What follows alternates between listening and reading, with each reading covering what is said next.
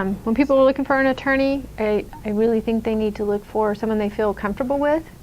Because if you're not comfortable in just an interview, when the going gets really tough, it's going to create friction. The other thing is make sure they tell you the good and the bad. Because what happens is people get promised this gold pot at the end of the rainbow, which is never going to happen. Because when you're divorcing, everything's being split in half.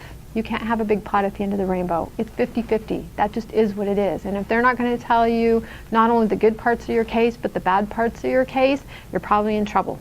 Because they need to give you the good and the bad. And, you know, hopefully they're going to be really reasonable. Not, we can just go get them for this and we can go get them for that. Because you can just watch your attorney's fees go higher and higher and higher. Because the more you're going to go get them, the more you're going to be in court. The more you're like, here's what your case looks like, here's what I see, here's the good part, here's the bad part, you know, we can talk about where this is going to go. That's kind of what you want to have. You want to have somebody level-headed who's really going to give you a realistic view, because it's never all one way or the other. It's just not going to work that way. Okay. Anything else? Main thing?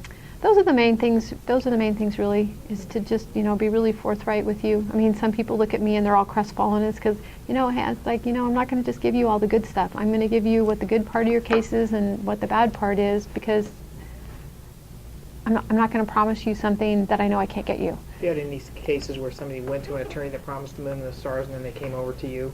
Oh yeah. What was that like? Oh, that was awful, because everybody's on a ledge at that point, because everybody's been so polarized by positions, and to really talk somebody back off and show them that this couldn't happen, this can't happen, here's the numbers, here's what it is, this is what you have to work with.